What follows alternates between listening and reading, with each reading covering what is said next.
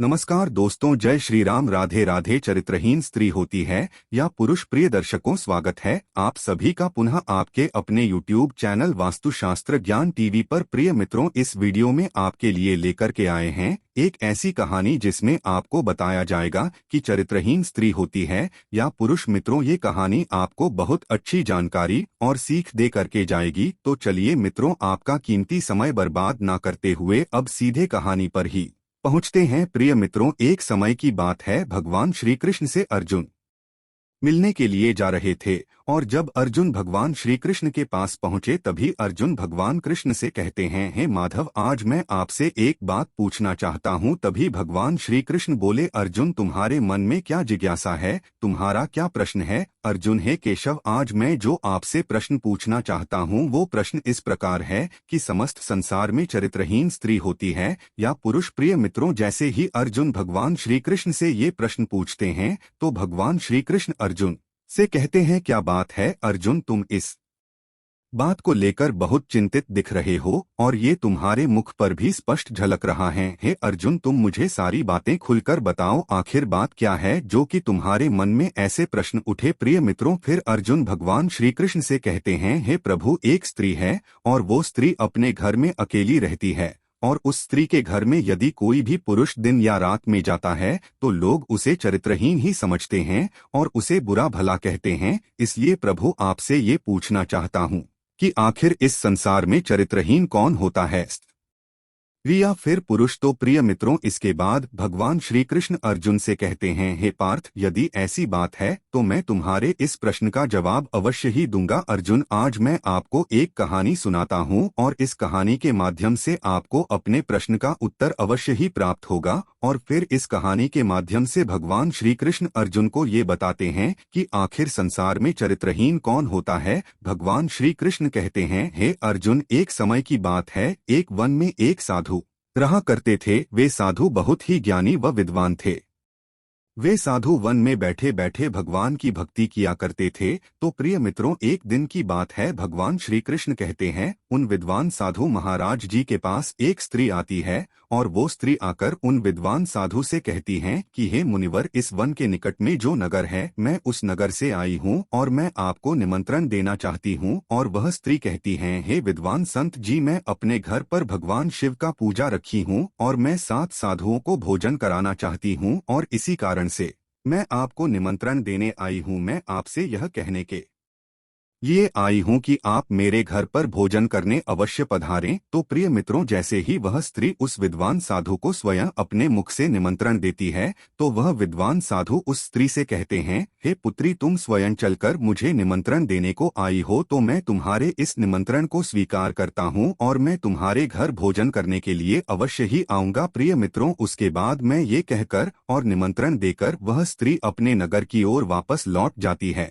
और उसके बाद जैसे ही संध्या काल का समय होता है और वो विद्वान साधु उस स्त्री के दिए हुए निमंत्रण के अनुसार जैसे ही वह विद्वान साधु उस स्त्री के घर की ओर चलने लगते हैं तो रास्ते में उन्हें कुछ लोग मिलते हैं और वो लोग उन विद्वान संत से पूछने लगते हैं कि हे महाराज, आज आप कहाँ जा रहे हो। तो विद्वान संत उस स्त्री का नाम बताता है कि हम उसके यहाँ निमंत्रण खाने के लिए जा रहे हैं। प्रिय मित्रों, जैसे ही वो विद्वान साधु उस स्त्री का नाम लेते हैं और कहते हैं कि मैं उस स्त्री के घर भोजन करने के लिए जा रहा हूँ तो उन्होंने मुझे अपने घर भोजन पर बुलाया है। तो प्रिय मित्रों, वो लोग उस साधु से कहते हैं, हे महाराज जी, वो स्त्री तो चरित्रहीन है और उस स्त्री के घर जो भी जाता है वो तो चरित्रहीन ही कहलाता है। प्रिय मित्रों, इसके बाद वो साधु महाराज उन लोगों की बात पर ध्यान नहीं देते हैं और अपने मार्ग पर आगे चलने लगते हैं। और जैसे ही वे कुछ कदम और आगे बढ़ाते हैं तो उन्हें और भी कई लोग मिलते हैं। वे भी उन साधु महाराज से इसी बात का जिक्र करते हैं और कहते हैं कि हे संत जी, आप कहाँ जा रहे हो। तो प्रिय बंधुओं, वो संत जी उन लोगों को भी निमंत्रण वाली बात बताते हैं और कहते हैं कि मैं वहां भोजन करने के लिए जा रहा हूं। तो प्रिय मित्रों, वो लोग साधु महाराज जी से कहते हैं, नहीं महाराज जी, आप उस स्त्री के घर मत जाइए, क्योंकि वो स्त्री एक बचलन स्त्री है, एक चरित्रहीन स्त्री है, इसलिए हे प्रभु आप उसके घर मत जाइएगा। परंतु वो संत जी किसी की भी बात नहीं सुनते हैं और अपने द्वारा दिए हुए वचन को याद करके आगे चलने लगते हैं और चलते चलते उस स्त्री के घर पहुंच जाते हैं। और जैसे ही उसके घर पर पहुंचने पर उसके मुख्य द्वार पर आवाज लगाते हैं तो वो स्त्री अपने घर से बाहर निकल कर आती है और उन साधु महाराज जी को देखकर अति प्रसन्न होती है और उन साधु महाराज जी के चरणों को स्पष्ट करने के बाद उन्हें अपने घर के अंदर ले जाती है। और जैसे ही वो साधु अंदर आते हैं तो वो स्त्री उनके लिए एक सुंदर सा आसन लगा देती है और उस आसन पर विराजमान करवाती है। इसके बाद वो स्त्री सुंदर पकवानों की थाली लगाती है और उस आसन के ठीक सामने रख देती है और फिर उन विद्वान संत से भोजन करने का आग्रह करती है और कहती है, हे मुनिवर, आप इस भोजन को ग्रहण कीजिए। प्रिय मित्रों, जैसे ही वो विद्वान साधु उस स्त्री के द्वारा बनाए गए भोजन को ग्रहण करने के लिए उस आसन पर बैठते हैं और उस थाली में से एक निवाला तोड़कर अपने मुख में डालने वाले ही होते हैं, इतने में उस गांव का मुखिया और गांव के कुछ लोग आ जाते हैं, क्योंकि इन लोगों को खबर लग चुकी थी। जैसे ही वह सब लोग आते हैं तो आकर उन संत जी को आसन पर बैठा हुआ देखकर वो मुखिया और गांव के सभी लोग उस विद्वान संत से कहते हैं कि हे संत जी, क्या आप मूर्ख हो? आपको इस बात का ज्ञान नहीं है कि ये चरित्रहीन स्त्री है और इस स्त्री के घर जो भी व्यक्ति आता है वो चरित्रहीन ही होता है।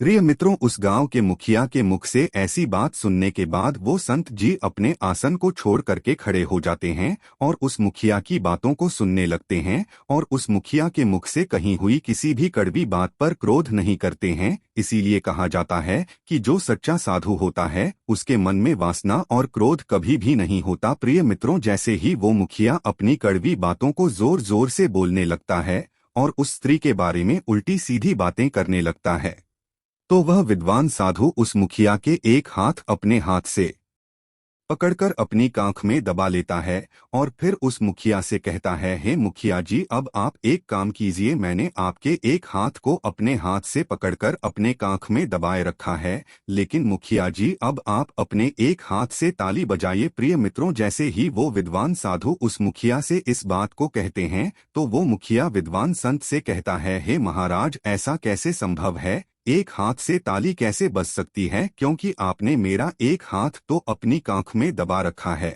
और भला एक हाथ से ताली कैसे बजा सकूंगा? तो प्रिय मित्रों, वह विद्वान संत कहते हैं, मूर्ख मुखिया, मैं तुझे इसी बात को समझाने की कोशिश कर रहा हूँ, अर्थात तुम सभी अज्ञानियों को समझाने जा रहा हूँ। और फिर साधु संत कहते हैं, हे मुखिया जी, क्योंकि कभी भी एक हाथ से ताली नहीं बजती है, ठीक उसी प्रकार बिना पुरुष के कोई स्त्री चरित्रहीन नहीं होती है। और प्रिय मित्रों, ये बात परम सत्य है, कोई भी स्त्री अपने आप चरित्रहीन नहीं बनती है, इसमें एक पुरुष का भी बराबर की भागीदारी होती है। उसके चरित्रहीन होने में एक पुरुष भी बराबर का भागीदार होता है और देखा जाए तो एक पुरुष ही चरित्रहीन होता है, क्योंकि स्त्री और पुरुष दोनों की सहमति के बिना कोई भी संबंध नहीं बनता है। जबकि देखा जाए तो पुरुष के मुकाबले स्त्री की कामवासना अधिक होती है, लेकिन फिर भी स्त्री अपने धर्म और कर्म पर चलते हुए अपनी वासना पर काबू करते हुए उसे छुपा लेती है और अपनी काम वासना को उजागर नहीं होने देती है।